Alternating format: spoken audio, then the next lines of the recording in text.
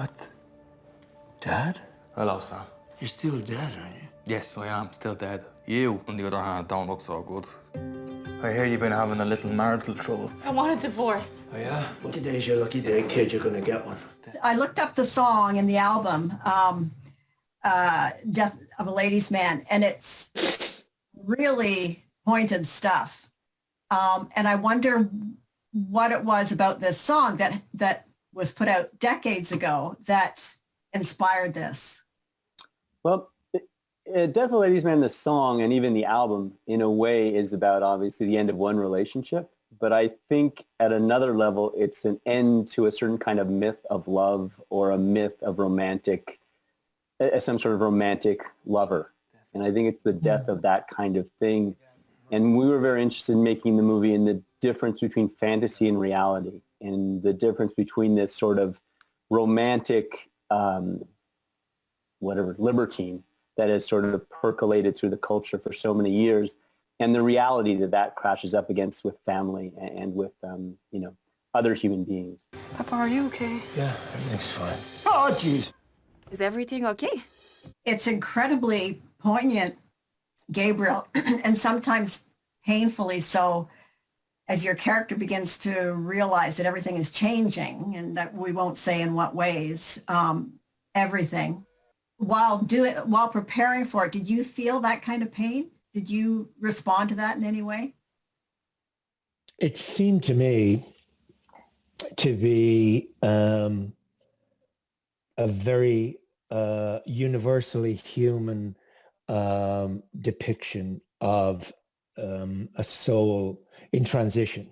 What Matt was talking about there, the idea of one kind of identity ending and another beginning, the idea that being a ladies' man and being selfish and everything being filtered through one's own perspective on the world changes in the second part of the film into, although it is a world of fantasy, into a definition of what love or romantic love might be. And I think that the myth of the ladies' man is tied in with this idea of what a certain man sees as the definition of masculinity. And that masculinity can be sometimes very toxic.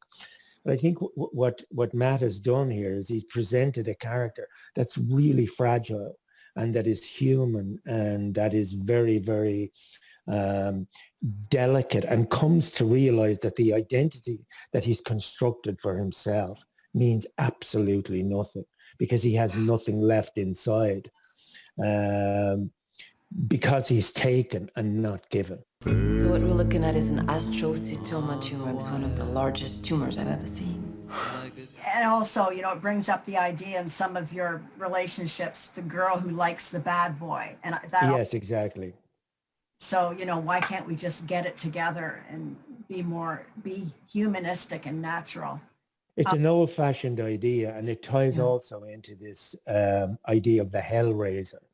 The guy who can drink 20 pints and have these insane adventures and be lauded for it. And there was a time, Dylan Thomas, Brendan B, and Richard Harris, all those guys were deified almost for being basically, as I wrote an article about this, they were chronic alcoholics, and yet they ascended to this place where people wanted to imitate them and be like them because they represented a certain kind of devil-may-care view about life. Actually, the ending for Dylan Thomas was, he was dead at 38, and Brendan Behan was dead at 40. Wow. Well, there's a lesson for everyone in this. Quite a powerful film, both of you. Thank you very much. Bonjour.